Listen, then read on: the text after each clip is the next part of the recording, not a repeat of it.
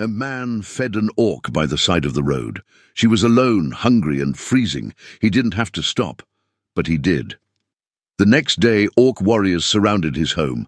The rain had been falling since dawn, not the violent kind that announces itself with thunder, but the quiet, persistent kind that soaks through everything without asking permission. The kind that makes a man feel like the sky itself has given up. The dirt road cutting through the valley had turned into dark, shifting mud. Every step Arlen's horse took was swallowed with a wet, sucking sound, as if the earth wanted to hold them in place. The trees on either side stood bare and grey, their branches reaching inward like crooked fingers closed around nothing. Arlen kept his head low, soaked hood plastered flat against his skull. He didn't wipe the water from his jaw. There was no point. He had learned long ago that some discomforts weren't worth fighting. You accepted them and kept moving. He was coming from the north. 3 days at a distant trading fair, sleeping in a tent that never fully dried, hauling salted meats and carefully cured pelts to merchants who looked at everything with narrowed eyes and open palms facing down. He had sold what he brought, but not for what he'd hoped. People still hoarded coin like warmth in winter. The war had been over for 5 years, and still the peace felt too fragile to trust. Orcs and humans were no longer killing each other in open fields, but they weren't sharing meals either. They existed in cautious parallel. 2 worlds pressed up against each other, each watching the other from the corner of its eye, waiting for the first wrong move. Stories still traveled around campfires at night. Bad ones, the kind that kept old wounds from fully closing. The kind that made men grip their weapons a little tighter when they heard hooves on the road behind them. Arlen had heard those stories. He didn't repeat them. He had seen enough of the real thing to know that stories were always smaller or larger than the truth, depending on who needed them to be. What he carried instead was something quieter. A wariness, yes, but also a kind of exhaustion with the hatred itself. He was tired of it the way a man gets tired of bad weather, not shocked by it anymore, just worn down. He exhaled and guided the horse around a deep rut in the road. That was when the sound reached him. Subtle, almost swallowed by the rain. Wood shifting under weight, not the creak of a tree in wind, something deliberate, something aware. He pulled the reins. To the left of the road, half sunk in the waterlogged ditch, lay the carcass of a broken wagon. Tipped onto its side, wheels pointing at the grey sky, one panel caved in entirely, leaving a jagged opening large enough for a person to disappear into. Whatever had been carrying it was long gone. Arlen almost kept riding, but the sound had been too careful to be an animal, too controlled to be the wind. He dismounted. Boots hit the mud with a low thud. He moved without urgency, hands open at his sides, no weapon drawn, no sharp motion that might startle whatever was sheltering in that shadow. He crouched at the opening and looked in. She was pressed so far into the dark interior of the wreck that she had nearly become part of it. Her green skin had gone pale, not the vivid, healthy tone he'd seen on orc soldiers years ago, but the washed-out colour of someone who had been cold and hungry for far too long. Her dark hair hung in long, tangled braids, each one soaked through and clinging to the side of her face. Her clothing was torn at the shoulder, stained with mud and what might have been dried blood. Her hands were wrapped around her own knees, pulling them to her chest. She was trembling. Her eyes found him instantly, amber dark, wide, burning with the particular kind of fear that belongs not to a predator, but to something already cornered. She pressed herself further back, making herself as small as her frame would allow. Arlen raised both hands, slowly, palms out. "I'm not going to hurt you." She said nothing. She only watched him, calculating, the way a wounded animal measures the hand reaching toward it, deciding whether this is the hand that feeds or the hand that ends. He read the rest in her body. The trembling was not anger, not the coiled readiness of a warrior. It was cold, exhaustion, hunger, that particular hollowness around the eyes, that tightness in the jaw, that he had seen before on desperate faces in desperate times, regardless of the skin wearing it. He stepped back, reached into the saddlebag without breaking eye contact. His hand found a dense piece of bread and a small gourd of water, simple things, traveller's things, and he set them at the edge of the opening, not close enough to crowd her, not far enough to make her come to him. "You can take them." The rain filled the silence between them. She stared at the bread, then at him, then at the bread again. Every instinct written plainly across her face. The war between survival and suspicion, between the body screaming eat and the mind whispering trap. Then finally she moved, slow as smoke. One hand reached out, took the bread, pulled it back into the shadow. She ate fast, the kind of eating that has forgotten dignity entirely, because dignity is a luxury that hunger cannot afford. Arlen looked away. He gave her that much. When he looked back, the bread was gone, and she was watching him again. Something had changed in her expression, barely anything, just a hairline fracture in the wall of pure fear. Not trust. Not yet, but the first fragile seed of a question. Why? He reached into the saddlebag one last time and pulled out the thick bear pelt he kept rolled at the bottom, wide, heavy, still dry on the inner side. He placed it at the opening, stepped back. "So you don't freeze." A pause. "You don't have to trust me." Another pause, longer this time, as if the words needed space to land. "Just don't die out here." Something in that last line crossed whatever distance remained. He could see it happen. A slight shift in her posture, a blink that lasted a beat too long. Not enough to speak, but enough to register. She stayed where she was. Arlen nodded once, as if the silence were answer enough, and walked back to his horse. He mounted without rushing, settled into the saddle, and let himself look back one final time. She was still there, alive, with food in her stomach, water on her lips, and warmth within reach. It was enough, for now. He turned north and rode on, the rain closing behind him like a curtain. He had no way of knowing who she was, no way of knowing what the morning would bring, and somewhere deep in the grey quiet of that ride home, a thought crossed his mind, small and uninvited, that he dismissed almost before it fully formed. What if she wasn't alone? The morning arrived clean. That was the first thing Arlen noticed when he stepped outside. The sky had traded its grey weight for something colder and sharper, the kind of clear that follows a long rain, like a held breath finally released. The mud had stiffened overnight. The air smelled of wet bark and distant pine, carrying that particular edge that made every breath feel slightly more awake than the last. He had slept well, which surprised him. He had half expected the image of those amber eyes to follow him into his dreams, the hunger behind them, the fear. But sleep had come fast and without ceremony, the way it does for a man who works with his body and holds his thoughts at arm's length. He was outside by the time the light was barely an hour old, stacking split wood against the side wall of the house. The axe was familiar in his hands. Each swing found its mark cleanly, and the sound of splitting wood travelled out into the still morning air with a satisfying crack that felt like punctuation. This was the work he understood, simple, physical, honest, the kind that asked nothing from him but presence. He was mid-swing when he heard it. He stopped. The axe head rested against the chopping block. He stood upright, tilted his head, and listened. A sound, low and rhythmic and heavy, coming from the direction of the ridge. Not thunder. The sky was clear. Not hooves on packed road. The cadence was wrong, too dense, too wide. It was the kind of sound that moved through the ground as much as through the air, felt in the soles of the feet before it was fully heard by the ears.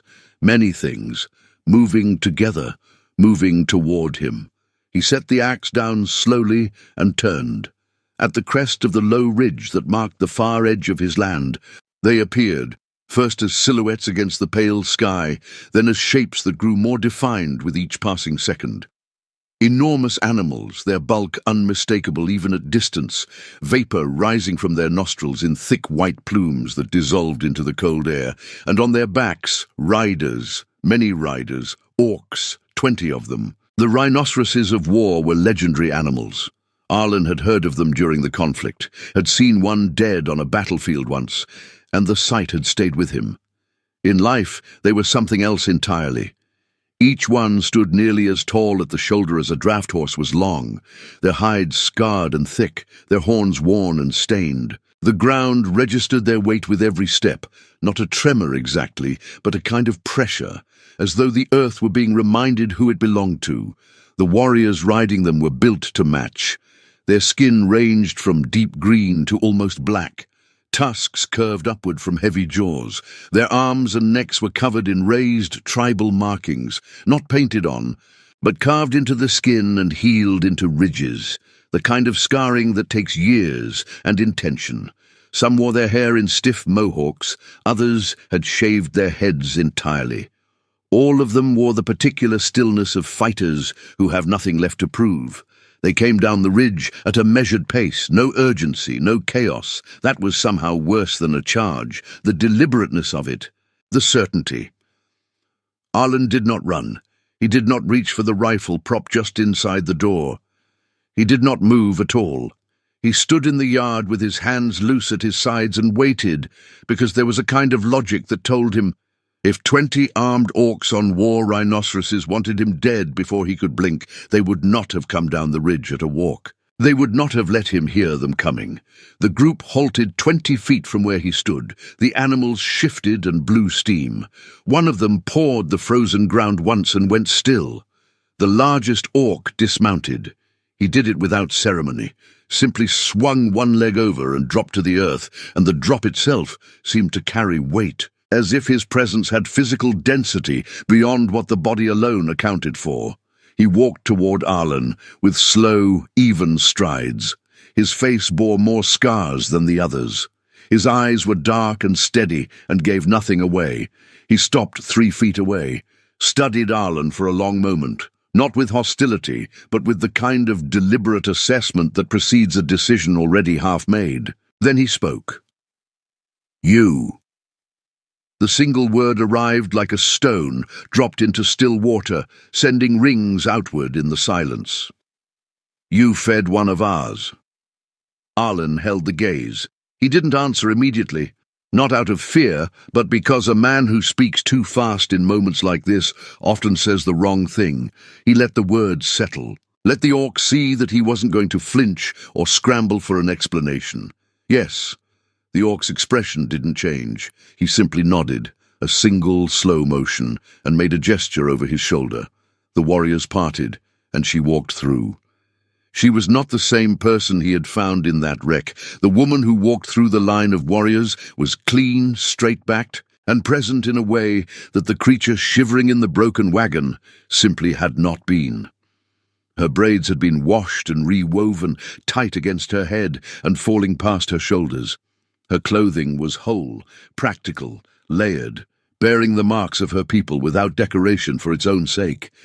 She moved without rushing, and the warriors she passed between did not acknowledge her passage because they did not need to. Her place among them was understood. She stopped at the large orc's side and looked at Arlen. The fear was gone, completely, unmistakably gone.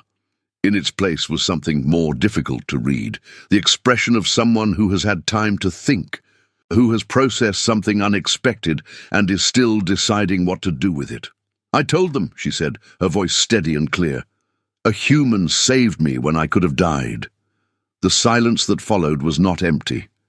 It was full of the weight of 20 warriors listening, of years of war layered under a fragile truce, of 2 people standing 3 feet apart across a distance that had nothing to do with geography. The large orc spoke again. "She is the daughter of the lord of our people." Arlen blinked. He couldn't stop it. The small, involuntary response that came not from fear, but from the sudden recalibration of scale. He had handed bread to a girl in a ditch. The girl was royalty. The correction landed with quiet force. He said nothing. There was nothing to say that would improve on silence. The orc continued, and something in his voice had shifted. The interrogating edge had been filed down, replaced by something more deliberate. "And you treated her as someone worthy of living." The wind moved between them, cold and clean off the ridge. Then the orc did something Arlen had not expected.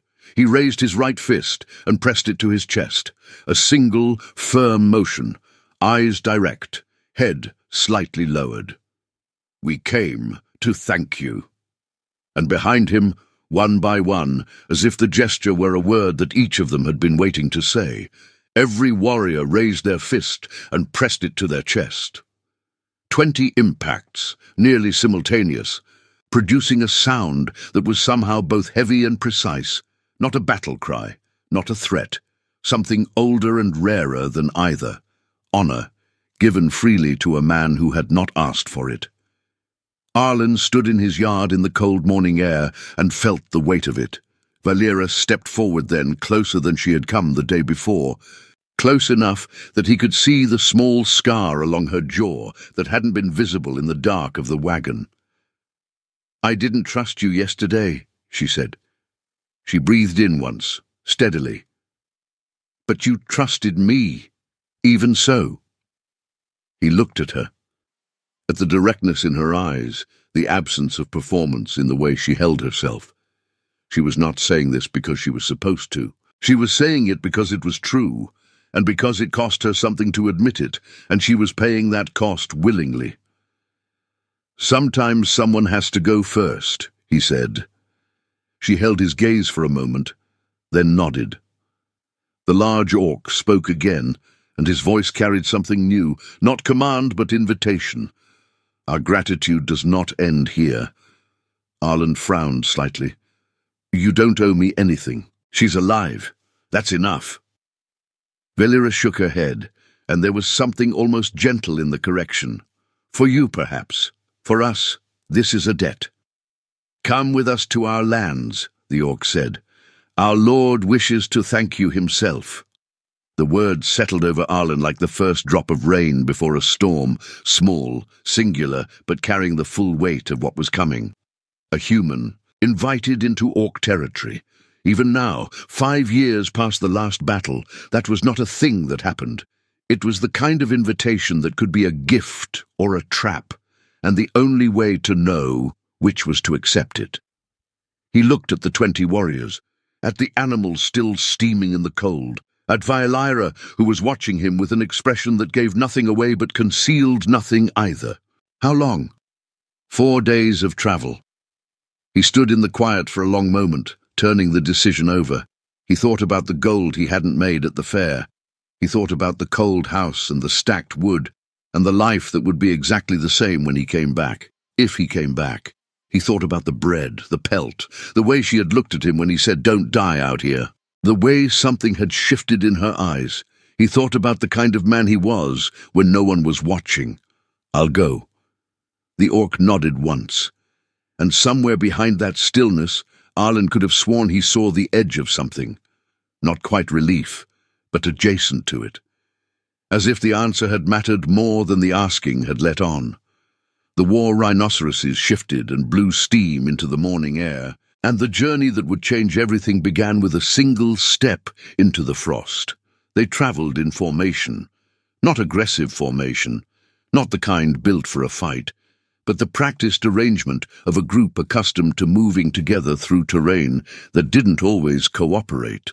The rhinoceroses set a steady pace, their footfalls absorbed by the softening ground as the morning warmed slightly.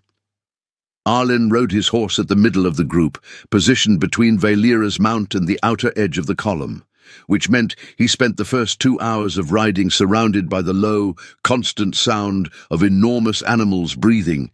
He found, to his mild surprise, that he didn't mind it. He had expected tension, the particular kind that comes from being the only member of your species in a group, but the warriors gave him no cause for it. They were not warm, exactly. But they were not hostile. They rode in the manner of professionals, focused, economical, unbothered by his presence in a way that felt genuine rather than performed. Valera rode close enough for conversation but didn't force it. She kept her eyes on the road ahead, one hand resting on the ridge of her rhinoceros's neck, with the casual ease of someone who has ridden this animal so long that its movements have become an extension of her own. Arlen watched the landscape change around them as they moved south and east, the hills flattening gradually, the trees thickening on either side of the track. After a while, he looked across at her. "What's your name?" She turned to him without surprise, as if she'd been waiting for the question. "Valera. Arlen." She nodded once. They rode in silence for a few minutes more, and then he asked the thing he'd been turning over since he first saw her in that broken wagon. "How did you end up there?" She didn't answer immediately. He watched her gaze move to the middle distance, not evasive, just retrieving something that required care to carry. "We were returning to our lands," she said. "The mountain path was the fastest route." She paused. "The path was narrow. There had been rain for 3 days before we traveled it." He already knew where this was going. He had seen mountain paths after sustained rain, had watched stable-looking slopes develop opinions. He said nothing and let her continue. "The ground gave way above us. Stones.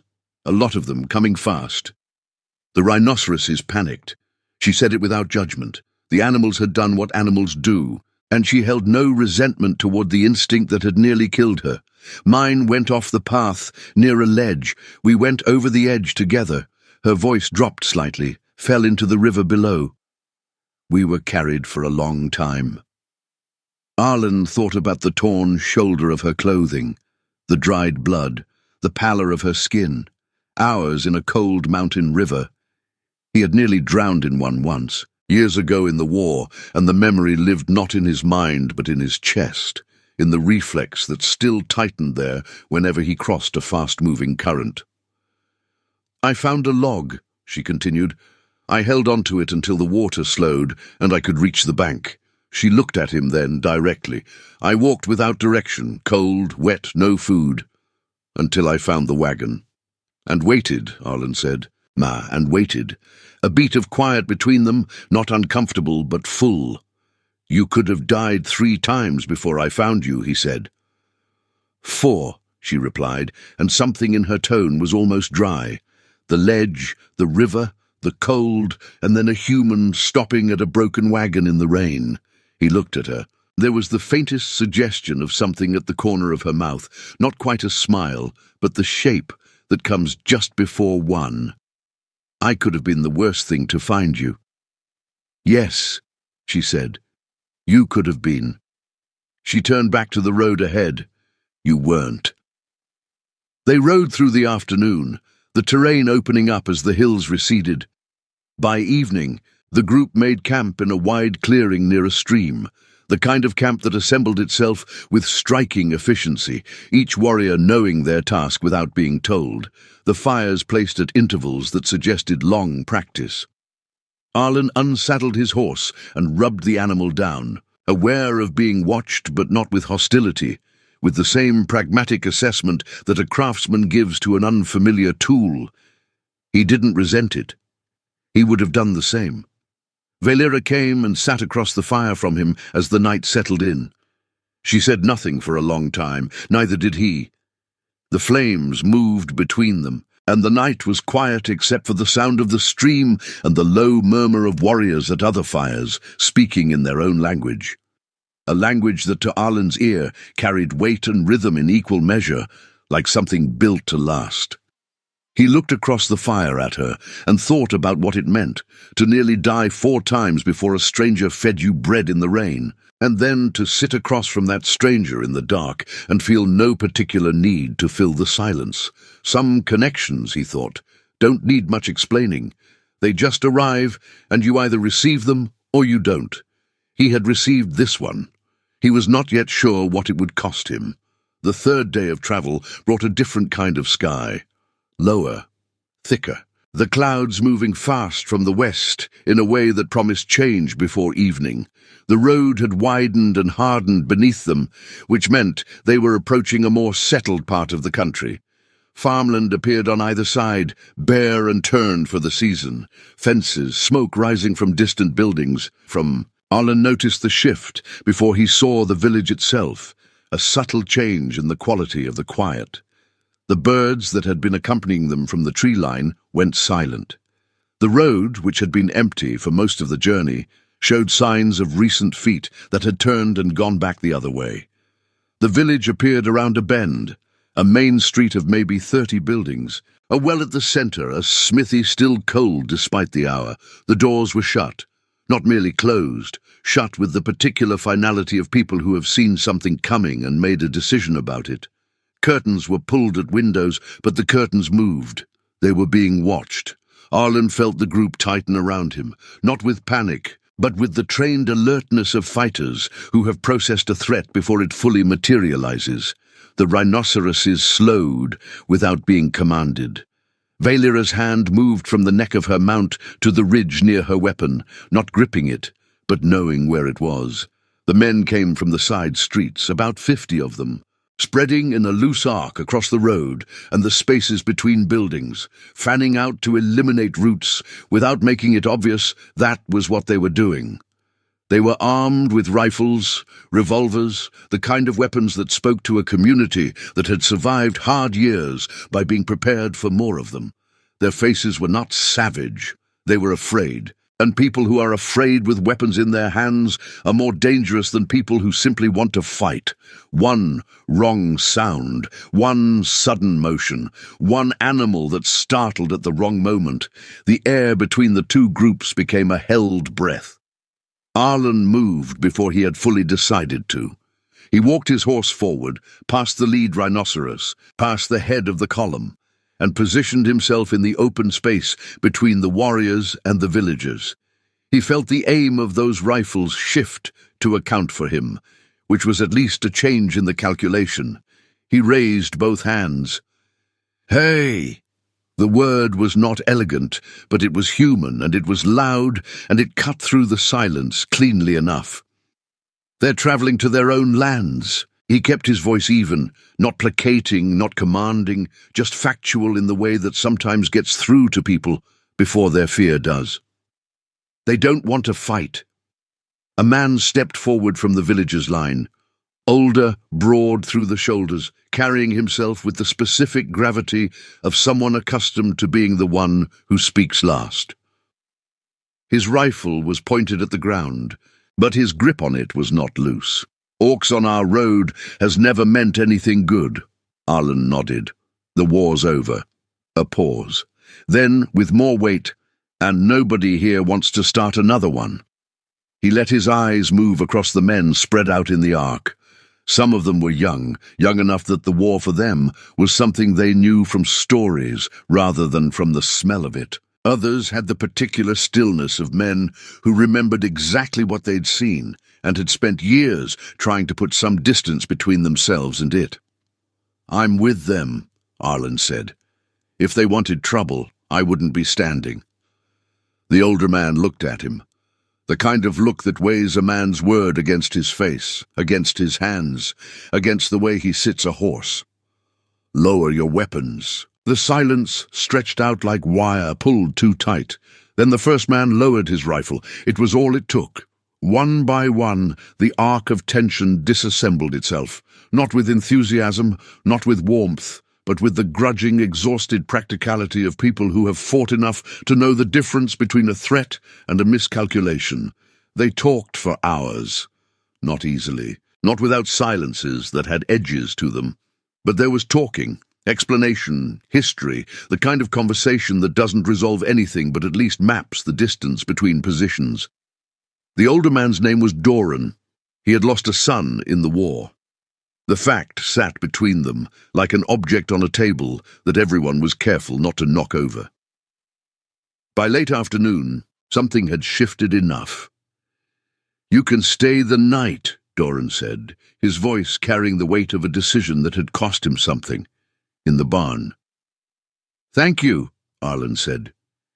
In the morning, before the group departed, the warriors left 3 folded pelts on the ground outside the barn, premium hides, the kind that took skill and time to prepare. They were placed without ceremony, without an audience, just left there, to be found. Doran stood in his doorway and watched the group move out onto the road. He didn't wave, but he didn't look away either. And in the simple act of watching them go without fear, Arlen recognized something fragile and new beginning to form. He hoped it would survive the winter. They reached the Orklands on the fourth day, in the hour before noon. There was no wall, no gate, no formal marker, just a change in the quality of the land itself, as if the territory was aware of who it belonged to and carried that knowledge in its soil. The trees here were older and taller, their trunks wider than Arlen could have reached around. The undergrowth was managed but not manicured, shaped by people who knew how to live within a landscape without needing to flatten it first. He had expected something rougher, something that matched the stories, the campfire versions, the ones told to justify old fears. Instead, he found order, deliberate, organic order. Structures built into and around the existing terrain rather than imposed upon it. Pathways worn smooth by use, not carved by force. Children who appeared briefly between buildings before vanishing again, their curiosity satisfied. Arlen kept his expression neutral, but internally he was cataloguing, revising, discarding preconceptions at a rate that left him slightly off balance. The central structure, if structure was even the right word for it, was a large tent, but a tent in the way that a cathedral is technically a room. Its materials were layered hides, thick timber, and ropework of extraordinary complexity, and the whole thing breathed slightly in the wind in a way that felt intentional, like something alive. Warriors stood at its entrance with the particular stillness of people who are performing a function, not waiting for a reason to perform it. Arlen dismounted. Valira fell into step beside him, and the large warrior, whose name, Arlen had learned over 4 days, was Urak, moved ahead to lead them inside. The interior was dim and warm. The smell was smoke and tallow and something herbal that Arlen couldn't identify. Weapons hung on the walls, not as trophies, but organized by type and purpose, maintained rather than displayed. Hides on the floor, thick enough that his boots made no sound. At the far end, seated on a broad chair that was not a throne but occupied the space where a throne would have been, was the lord of the Orc people. He was old. Arlen had not expected that. He had pictured someone like Urak, powerful, broad, built for intimidation. What he found instead was a man of great age, which sat on him not as diminishment but as accumulation. Every line on his face was earned. The scars, and there were many running from jaw to temple, across the backs of both hands, along the left forearm in a pattern that told a story Arlen could only read the cover of. Each one had a before and an after attached to it. His hair was almost entirely white, worn long and loose. His eyes, when they found Arlen, were the darkest shade of amber Arlen had ever seen. Not young eyes, but not tired ones either. Valira stepped forward. "Father." The word landed in the room with a particular resonance, not announcement, but return. The Lord's eyes moved to her, and something crossed his face that was too private to name, gone as quickly as it came. He stood. The act was measured and deliberate, not slow from weakness, but from the kind of intention that powerful old men carry into everything they do, ensuring that nothing is wasted. He walked toward Arlen. Each step was quiet despite his size, and the silence in the tent during those steps was complete. No warrior shifted, no fire crackled loudly, as if the room itself was paying attention. He stopped in front of Arlen. For a long moment he simply looked at him, not challenging, not measuring.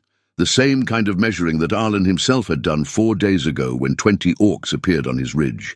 The honest assessment of what a person is made of, conducted through the eyes alone. "You saved my daughter." The words were not shaped as a question or an accusation. They were a statement of fact that carried the full weight of what it meant.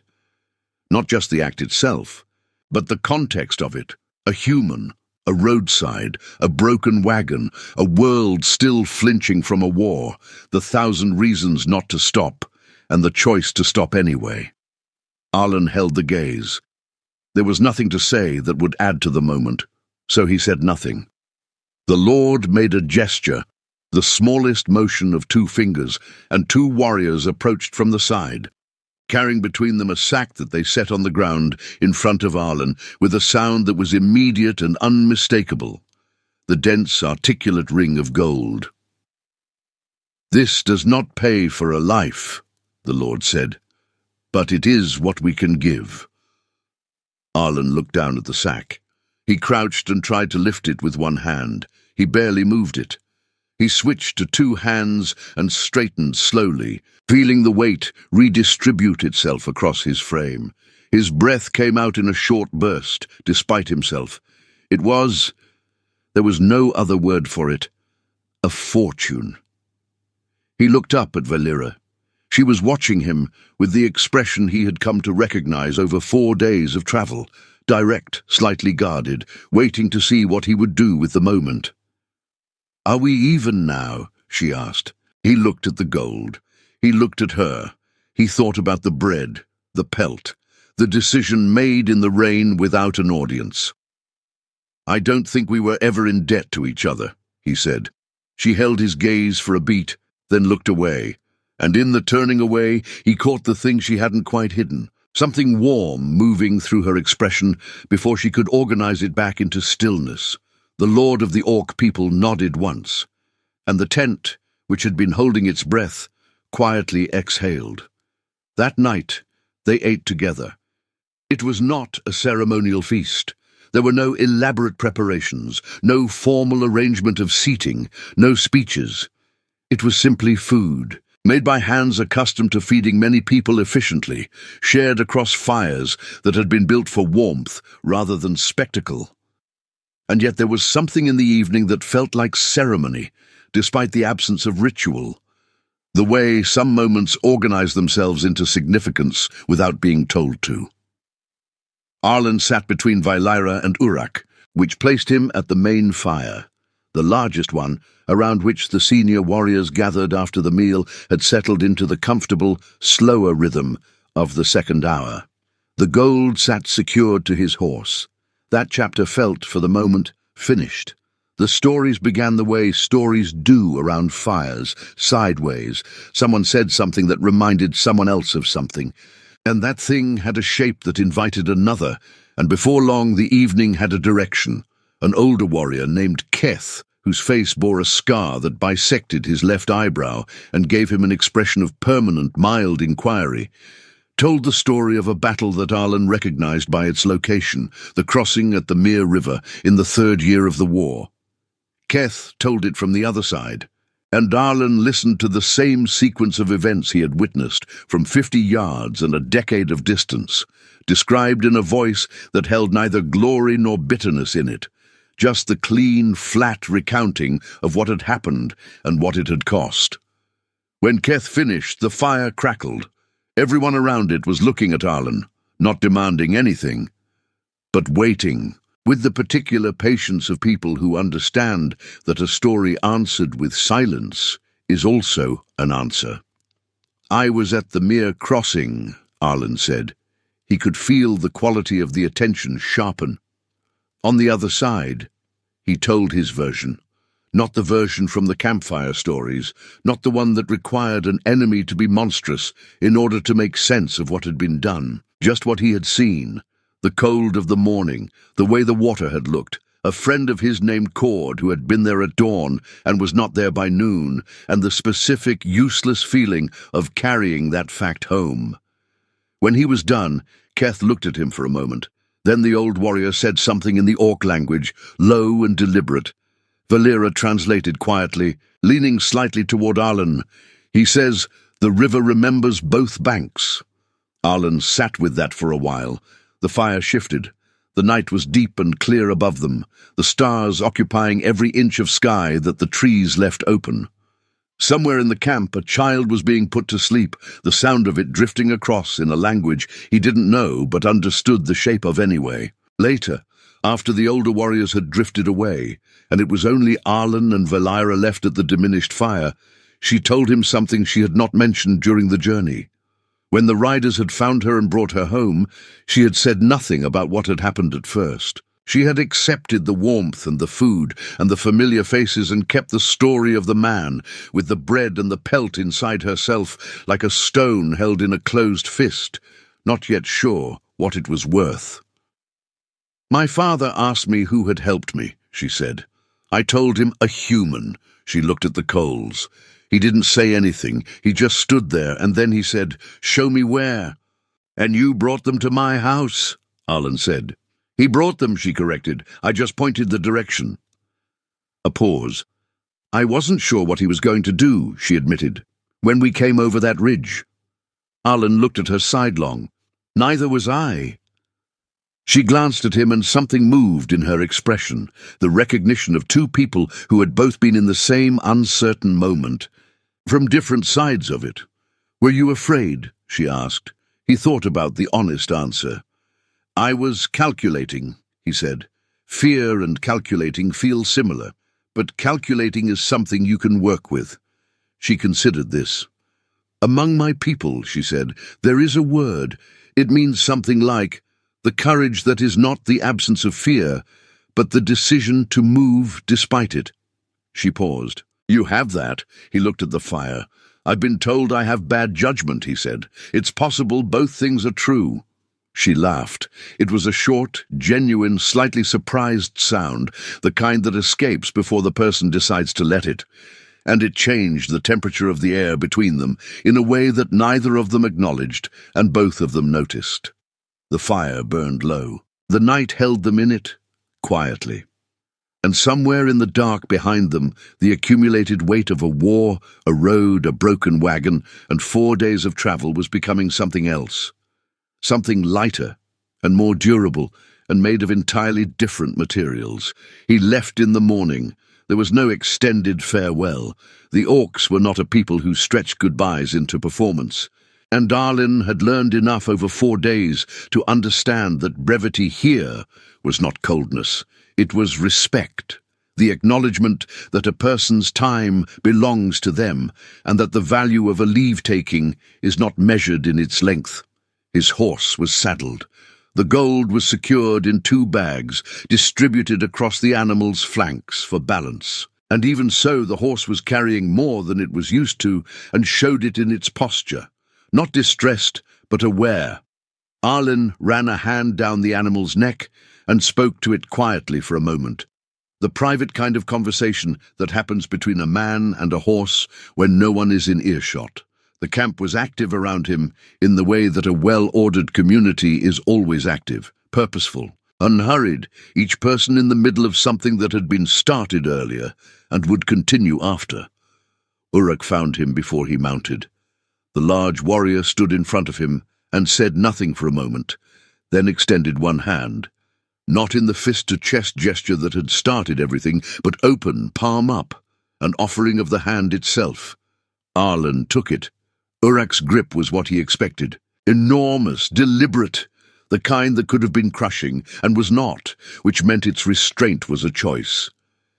He looked Arlen directly in the eye and said one thing in his own language. Vaelira, who had appeared at the edge of the moment, translated without being asked. He says, "The road remembers who walked it with honor." Arlen nodded. He held Uruk's gaze for a second after the grip released, wanting the acknowledgement to land cleanly, and then Uruk stepped back and returned to whatever he had been doing, as simply as that. Vaelira walked with Arlen to the edge of the camp. She matched his pace without effort, her hands loose at her sides, her eyes on the path ahead.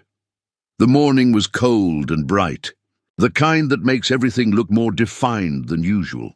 The trees sharper, the shadows blacker, the distance more honest about how far it was. At the point where the camp gave way to open country, she stopped. He stopped beside her. They stood there for a moment in the clear morning light, and he thought, not for the first time, but with more clarity than before, about what the last 5 days had actually been. Not an adventure, not a political gesture, not a transaction, despite the gold. Something smaller and harder to name. A handful of choices, made one at a time, each one building on the one before it, until the stack of them had become something with weight. Bread, water, a pelt, a word, a journey, a fire. A story told on both sides. He looked at her. "Thank you," she said, "for not leaving that day." He thought about the moment on the road, the almost of it, the near miss, how close he had come to keeping his head down and riding through. "Thank you for trusting me eventually." The corner of her mouth moved. "You made it difficult not to." He smiled at that, properly, the kind he didn't produce often enough. It felt like something opening that had been shut for a long time, and he let it be what it was, without self-consciousness. She reached into the fold of her coat and produced something small. A carved piece of dark wood, no larger than his thumb, worn smooth in a way that suggested it had been carried a long time.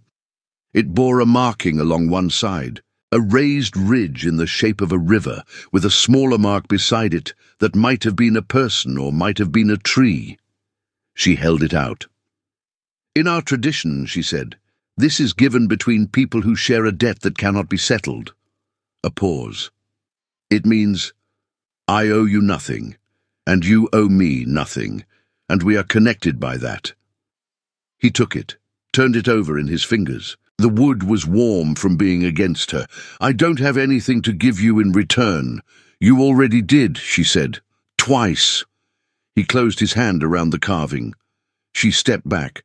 One step, then two, maintaining eye contact in the way that people do when they are leaving somewhere they intend to come back to, or aren't sure they will, and want to record the moment accurately just in case.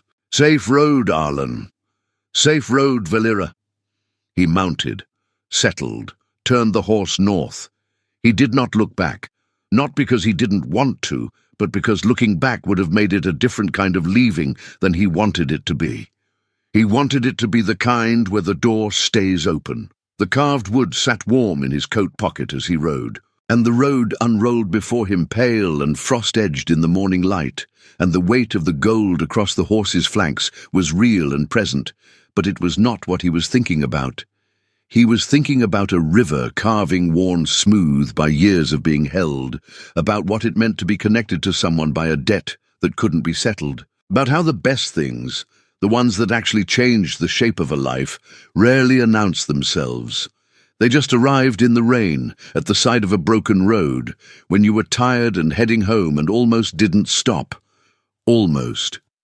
He arrived home the next morning. The house looked exactly as he'd left it, the stacked wood against the wall, the axe still resting where he'd set it down when the sound on the ridge stopped him. The fire inside had long gone cold. The water in the basin had a thin skin of ice across it, the ordinary accumulation of a place that has been waiting without complaint. He unsaddled the horse first, fed it, watered it, checked its legs from the 4 days of harder travel than it was used to. Only then did he bring the gold inside, 2 bags, one at a time, setting them on the table with the same dense metallic ring that had sounded in the Lord's tent. In the small, familiar room, the sound was louder, more specific, more real. He sat down at the table and looked at the bags for a while, not counting, not planning, just looking. It was a strange thing to be sitting in the same house, the same chair, after something that had changed the interior arrangement of his understanding about the world. The house didn't know. The chair didn't know. The cold hearth didn't know. Everything was precisely where he had left it, except him. He thought about the fair where he'd gotten bad prices, about the people hoarding coin because the piece felt too fragile, about the stories told around campfires, the ones that kept the old fear fed and the old distance maintained. He thought about Doran, standing in his doorway watching the group move out, not waving but not looking away, about Keth and the Mere River, told from the other side, about Urak's grip, the deliberate restraint in it, the choice not to crush. He thought about Valera's laugh, the specific surprise in it, the way it had escaped before she decided to let it out. He thought about a piece of carved dark wood, warm from years of being carried, sitting now in the pocket of his coat. After a while he got up and built a fire. He sat in front of it as it caught and grew, watching the flame establish itself with the particular patient attention that fire demands. Outside, The morning was still and bright. A bird moved through the bare branches of the tree near the window, pausing once to look at nothing in particular, then moving on. He thought about the decision on the road, about the quality of the almost, how thin it had been, how ordinary the moment was, tired, underpaid, head down against the rain, no reason to stop, and how the stopping had cost him nothing he couldn't spare, a piece of bread, some water, a pelt he could replace, the 10 minutes it took to dismount, leave the things, and remount. Against that, 4 days of travel, 100 small recalibrations, Keth's voice saying the river remembers both banks. An old man with a scarred face, standing up to look him in the eye and say, "You treated her as someone worthy of living." 20 fists against 20 chests in the cold morning air. A laugh, short and genuine, escaping before it was decided. A carving, and the meaning of it, "I owe you nothing, and you owe me nothing, and we are connected by that." He held the carving now, turning it over in his fingers by the fire the way he had on the road, the raised line of the river, the small mark beside it. A person. Definitely a person. He set it on the mantel where he could see it from the chair. The fire had found its rhythm now, producing steady warmth that moved through the cold room and softened its edges. He leaned back and looked at the ceiling, and the thought he'd been circling since the ride home finally arrived in full. The world did not change because of large things alone. It changed because of what ordinary people did at ordinary moments, when no one was watching, when there was nothing to gain, when the easiest thing was to keep riding and the harder thing was to stop. A war had happened.